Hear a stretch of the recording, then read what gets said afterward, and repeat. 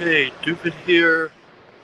We are live at Ford Field, Lions Stadium in Detroit. Haven't streamed in a while. I'm about to find a seat. I'm at the annual Siemens Manufacturing in America conference that I've been to multiple times in the past. Anyone who follows my content regularly has seen my engineering rambles, and specifically I've been to, this was one of the first conferences I started going to years ago. And I'm about to grab a seat and I'll ramble a little bit. I haven't been streaming that much, and I have a whole bunch of topics and ideas. Reality is, actually, I would like to go back to week in review, but I haven't been able to. Let me change my camera lens and I'll show you Ford Field. Anyone will give tours of the place. I'm not sure if I don't have anyone watching, but if someone tunes in and give me some confirmation that we could see this. So here is actually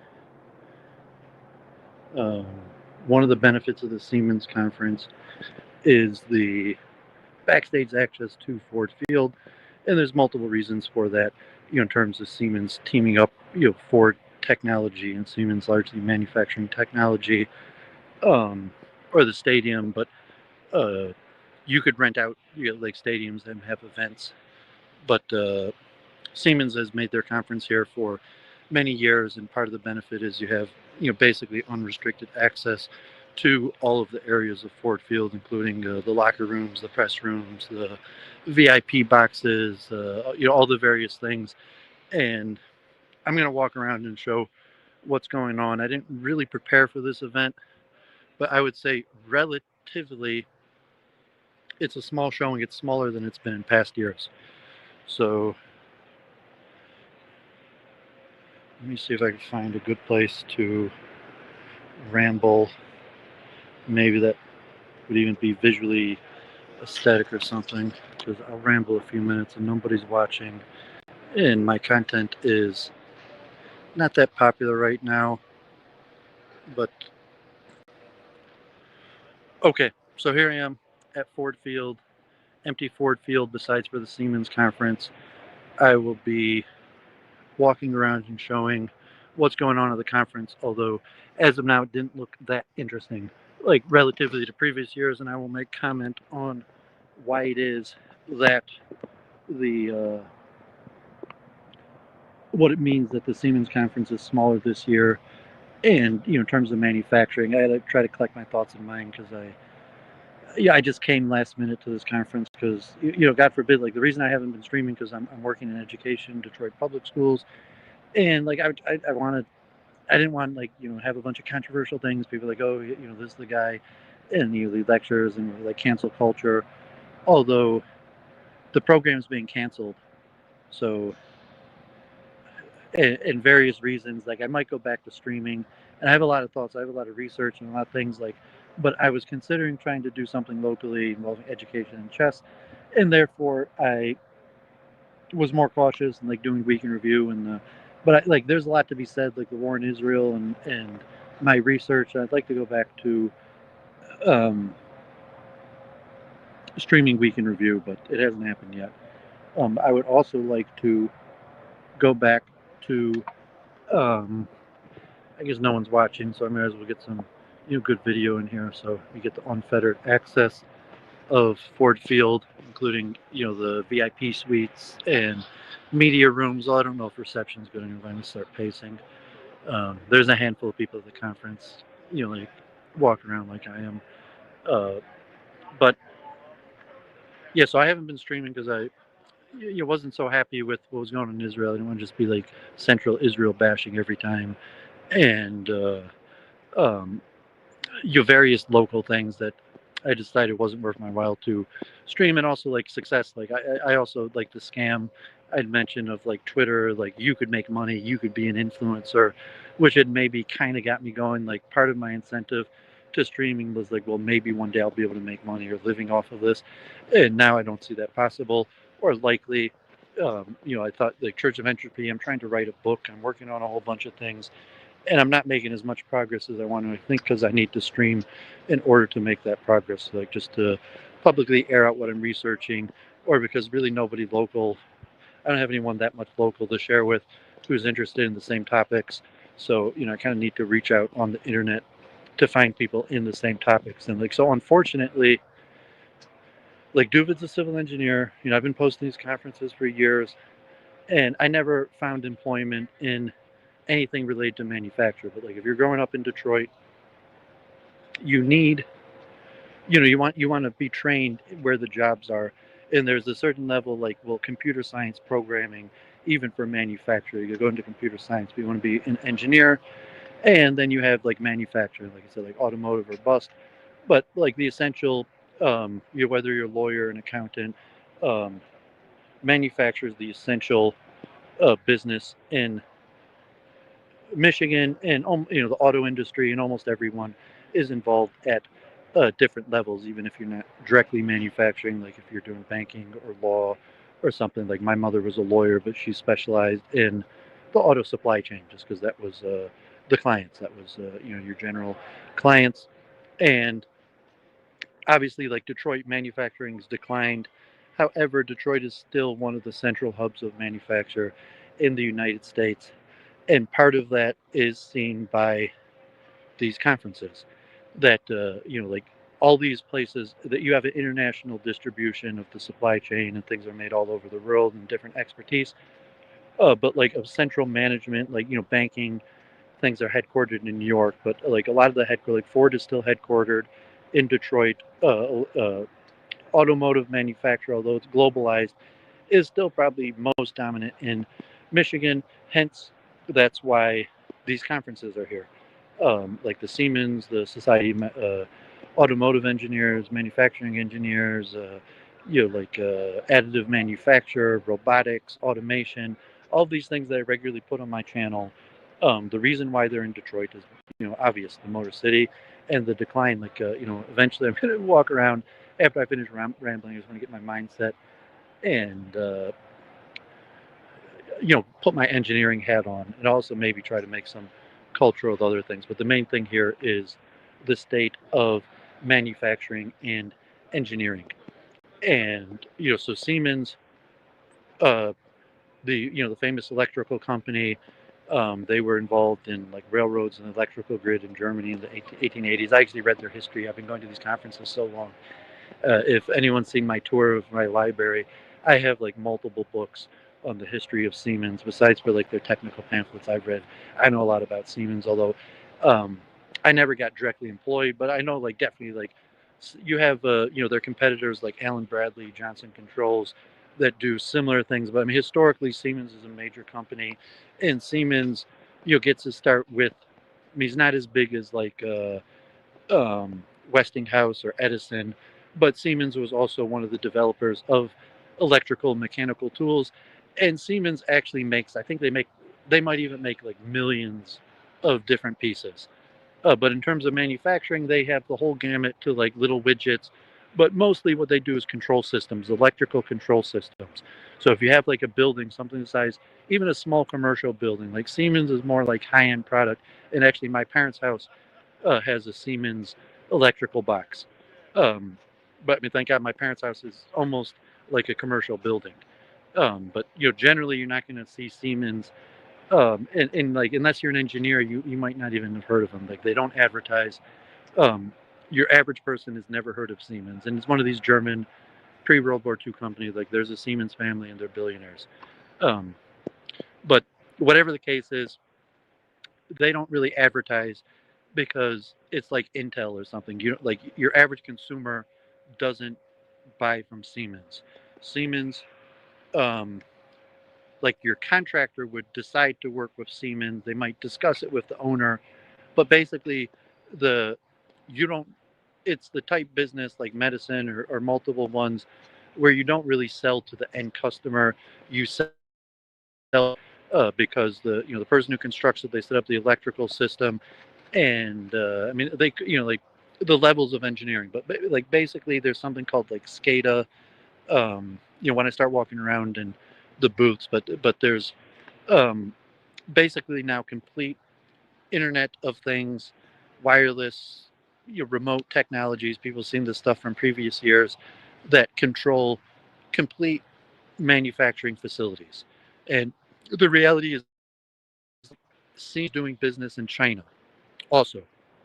And Siemens is a German company, and globally, I think the U.S. uses a certain electrical system for any electrical engineers or people travel. You see your plugs don't work, but basically you have the U.S. system and the German system, and Siemens is representative of the German system. And these things go back, like I'm saying, Edison and Westinghouse and Tesla were contemporaries of Siemens, who's like a second tier name. Like if you know electrical engineering, you know Siemens, but like your average person, you might know Edison, Westinghouse, Tesla, but they haven't heard of Siemens. But he's like there in terms of the history of um, wiring, control systems, electronics, railroads, all these various things. But and there are competitors, like I said, like Allen Bradley, Johnson Controls. There's a whole bunch of small competitors too, like other sides, like that do similar things.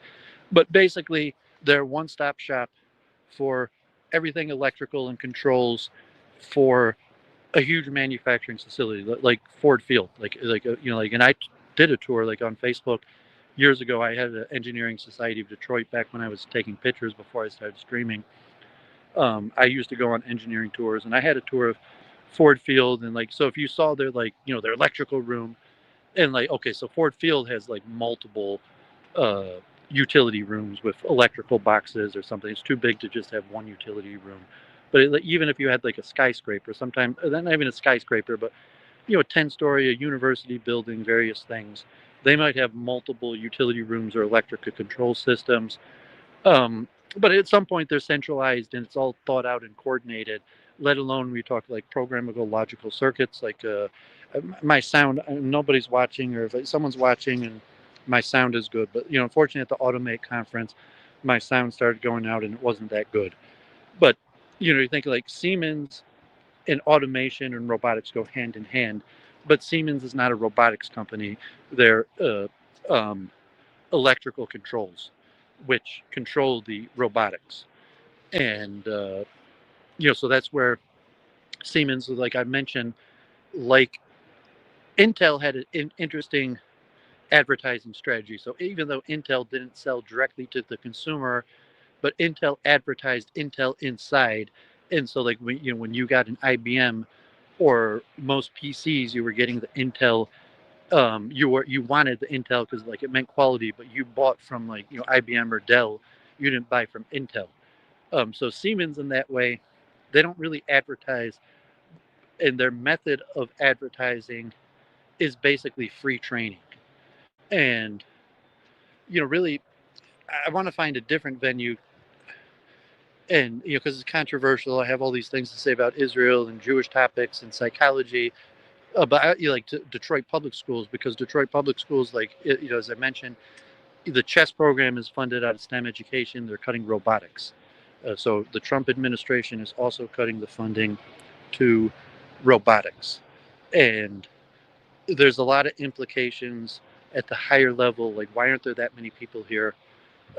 Why are they cutting robotics, even though we're moving in a direction of further technology? And the unfortunate reality is going to be hard to explain. I've tried to explain it to a few people. I don't think anyone, that's why I got to get back into streaming to do some writing.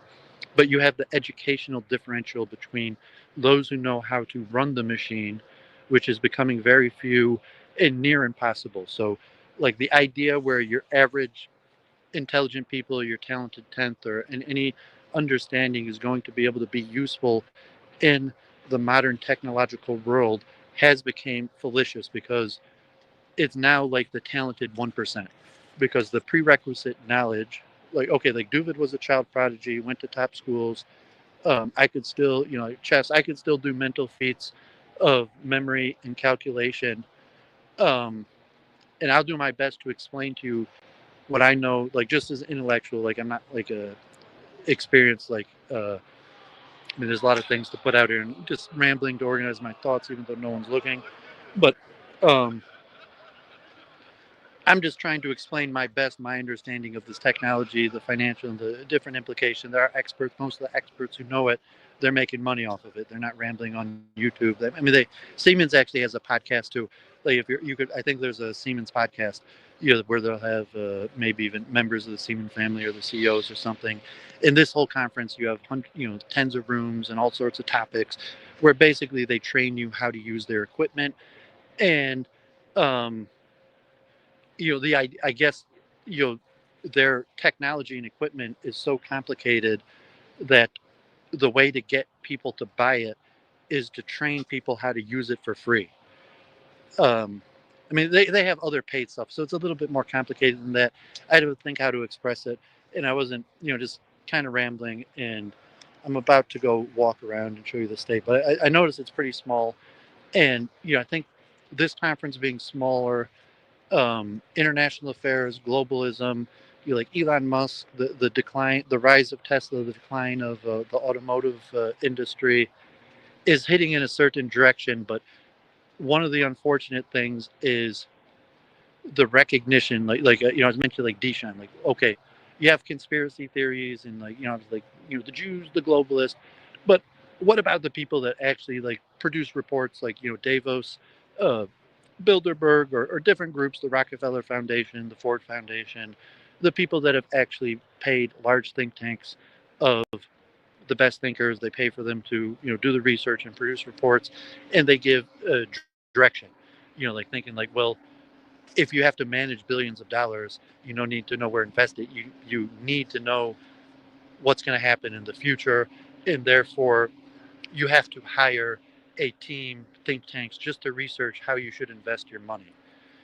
So you have things like McKinsey, Brookings, you like some more technical, where you have think tanks that just deal with single technical subjects, like the direction of electrical boxes or systems. So I start walking around like I used to go, and people have like white papers on the direction of electricity.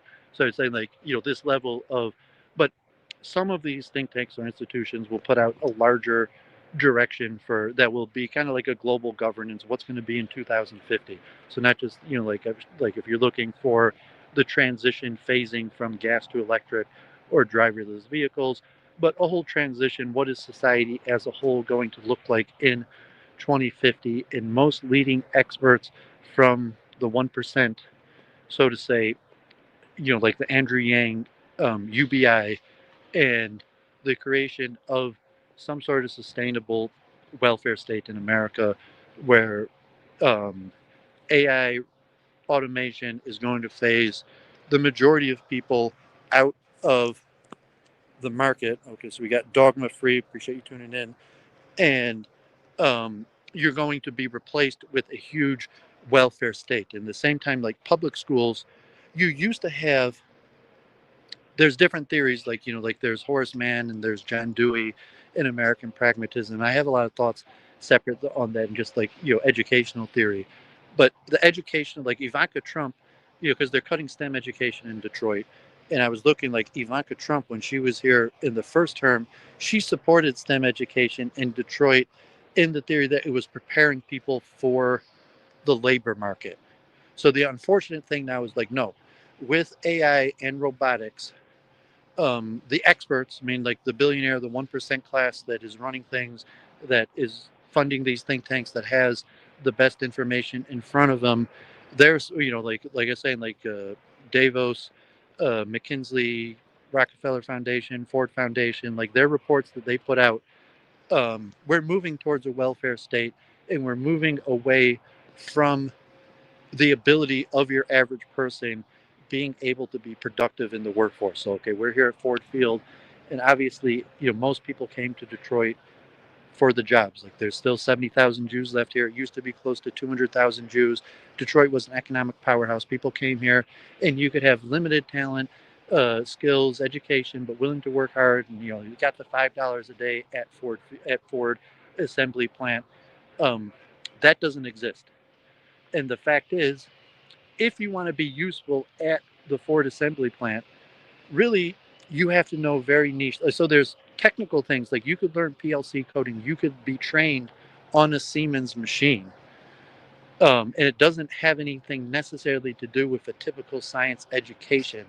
It's, kind of like your modern day machine operator, but you have these new, very complicated machines like the Siemens machines that just get more and more complicated, but they also have more capacity. Where, like Ford, you used to have a long assembly line. There were countless people that did repetitive, mindless tasks. And AI robotics is phasing that out. The intellectuals who did repetitive tasks like in accounting, law, or something, that's also going to get phased out. And there's still going to be people managing society, running manufacture. Like I used to argue with Church of Entropy, because when she thought AI, she thought like Chat GPT, and I said actually AI is much more important for robotics. Just your average person's not connected to it. They don't know what's going on inside the factory. They don't care what's going on inside the factory. You don't really need to know what's going on inside the factory to operate the device that the factory produces. As where like chatbots and something like that, everybody's dealing and talking with chatbots now. But like in the term for the robotics, and there was just this thing on the All In podcast with um, Tucker Carlson and Mark Cuban about robots, and Mark Cuban was talking about Elon Musk was also on there talking about robotics. But Tucker Carlson was like, "You're gonna let a robot in your house?" And like Mark Cuban was like, "Of course I'll let a robot in my house." Um, but Elon Musk, the robot that you could let in your house that will do your manual task is going to cost at least $25,000 to be a lot of upkeep and technology. They might eventually make a semi, version that average people could do. But like what the robotics are going to be able to do and the people that are running it is going to be fewer people running it, and the ability to run it is going to be extremely demanding. So like if you thought like at some point, I mean, I'm going to use IQ just for the number. I mean, forget all the problems with IQ, but I mean, you're really reaching a point where to be useful and productive for the labor force, you're going to need like 150 IQ. You're going to need to know countless things, interdisciplinary. You're going to need to know like calculus, engineering, coding, all these various things together. And it's going to be beyond the capacity of basically everybody but the smartest people. And I mean, that's basically the situation we're already in. Obviously, there's finance and there's corruption, there's pickmeism, but like essentially, we're already at the point where your average intelligent person of the previous years that could be a doctor, could be a professional, they cannot be productive in this new technological workforce, at least at the higher level. And even here, like I'm going to start walking around, but you're seeing, why is the Siemens conference empty? Like because they don't need people.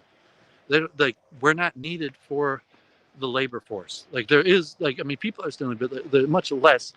And in essence, like yes, like I mean I could probably get a number if I thought about it, but like let's say there might even be hundreds of thousands of Siemens machines in Metro Detroit related to manufacture, and there's thousands of people certified to operate on them, and you got thousands of certified Siemens machine operators that all make an upper middle class living. Um, but they all work for just a handful of private equity that controls all of the manufacture. So Siemens here is giving people like me in the past free training. Anybody here, like it used to be a 3 or 4 day conference, now it's just 1 day. But anybody could just sign up for a conference, start learning how to use their technology, try to get a job. And I'd mentioned this like methods for high IQ people to make large sums of money. And becoming a Siemens machine operator is a good example because you don't need a degree in engineering. Um, you have to know how to operate a certain machine. And if you could successfully do it, you get paid quite well. Maybe, even in terms like $100 an hour or something plus. So like many from um, Okay, so about to walk around the show, but like in past years, this whole thing over here, like it's only half as big as it was in past year. I mean, I think they also had something, but I just say I don't know. I would doubt Siemens having a slump because Siemens is Siemens International. Maybe Siemens Detroit is having a slump. But I mentioned like I would, I don't know exactly. There are competition companies, but like I would guess like the top facilities in China, in the Far East. I don't know if Elon Musk uses Siemens. I have to look into it. There's different, important things like Tesla, SpaceX, like I mean, because they do have competitors or the various things. But like, just because this conference is small, is not necessarily mean anything about how well Siemens is doing internationally, and it does not even necessarily mean um, anything about manufacturing Detroit. It does have implication for the availability of jobs in terms of like money for new factories. Um, they're not really going to bring jobs to Detroit. They'll bring jobs to a handful. Like I was saying, like if you could learn how to operate one of these Siemens machines, and you could largely get free training, like you will make an upper middle class living. Um, but it's limited and it's intellectually demanding. Like I was saying, to be an operator, the intellectual demand to know how to operate, program a PLC machine, or be a floor manager, overseeing the data. I mean, mostly like data analytics, where kind of like the old school security at a residential building. What you have is basically someone just sitting over a control system. In the past, they even had much clearer examples. I mean, they're really cool, like the truck or whatever. But like a Siemens control system, like I said, Ford Field, they probably got a room somewhere with a bunch of monitors and controls. That there's multiple engineers and they're just looking, monitoring it, and but most of it is done by the computer. So in the olden days, like Homer Simpson, like there's no more Homer Simpsons. Um, and like now, like one person could do the job of like 100 Homer Simpsons, and they're just going to be sitting at a bunch of monitors. And the top level, like so if you rise through the ranks of Siemens, you don't even need to be on location. You could supervise and often like control. Like Siemens, like I said, they also do home systems. So I mean, manufacturing is much more complicated. But if you're thinking like simpler,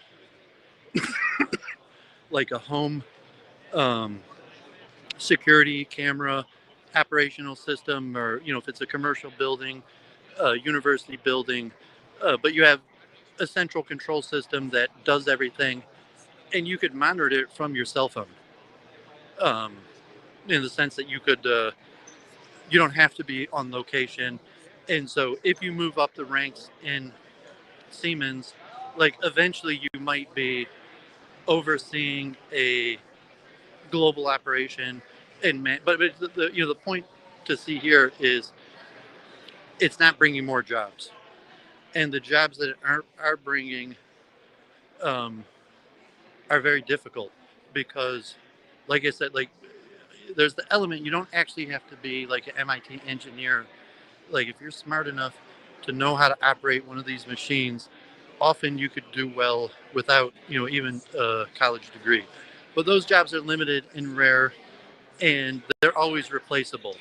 So it's like computers now, or AI. Like at some point you were able to charge hundreds of dollars for just fixing someone's computer. But like with more competition, the price gets driven down. And so if you do happen to get a good job that like Siemens is paying you, $100 an hour to just operate like a dishwasher repairman or something. But if you actually know how to operate their machines, you could get paid large sums of money. That is within the free market, and should more people learn how to operate those machines, um, you could be getting paid $20 an hour for the same thing. It's completely dependent on market rate, and it's actually because there's so few people who know how to operate these machines that it pays so well. And but if you look at the number, and it also goes like, okay, to robotics in Detroit public schools.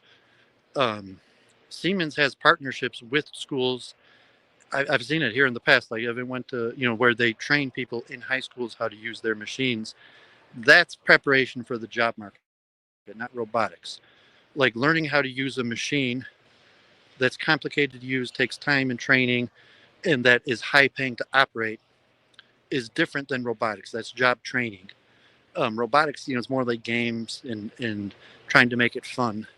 But even if you look like robotics in terms if it was hardcore science education, um, the prerequisite for if you knew like you wanted to be useful, like you want to jump into manufacturing and understanding the state of technology, you really have to decide very young, elementary, middle school, and you need to get through like a lot of science and math and different subjects and being familiar with computers and coding languages and machine operation and all these various things that are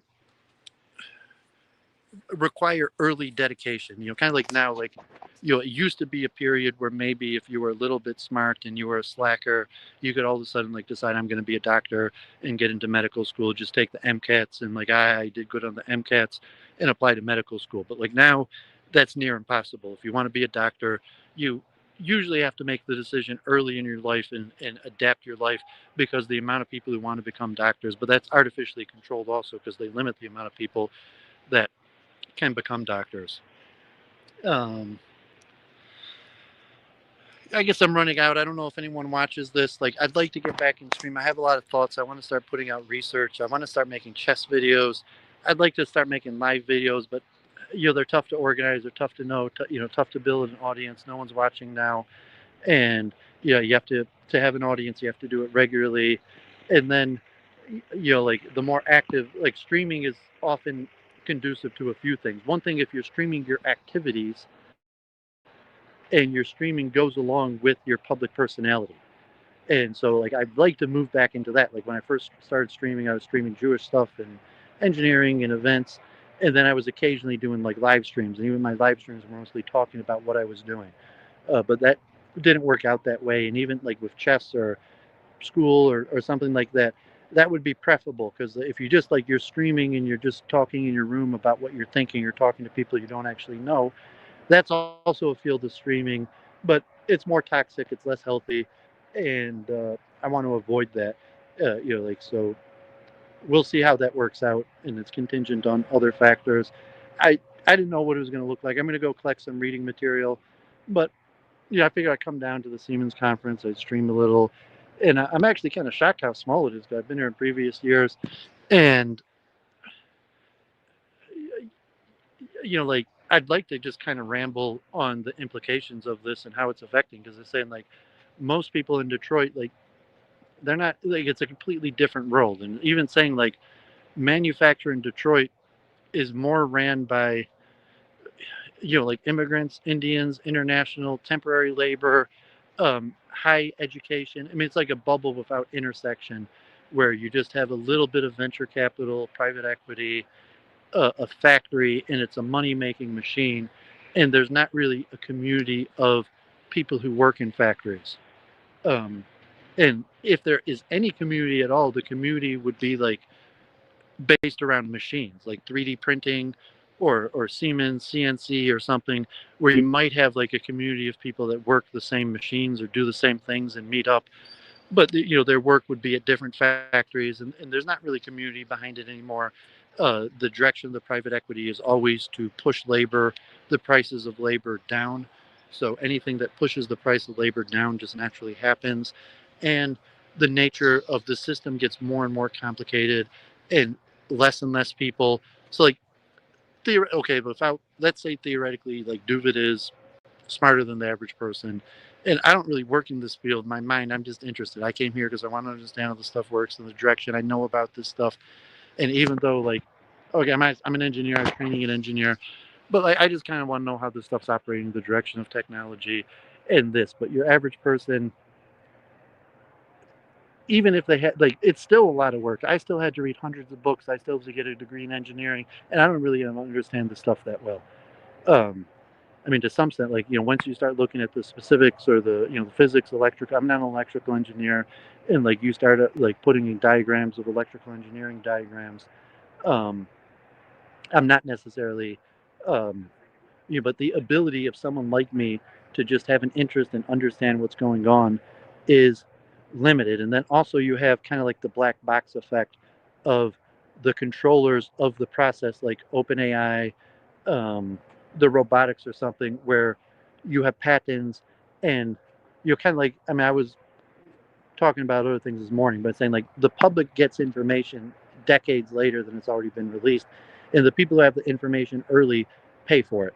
Like when I used to trade stocks, I mean, besides for just like Bloomberg, like people pay for information. Not just thinking like Wall Street or illegal stuff, but you pay for information, and the people who have the best information often it's unbelievable what they have, but it's very expensive.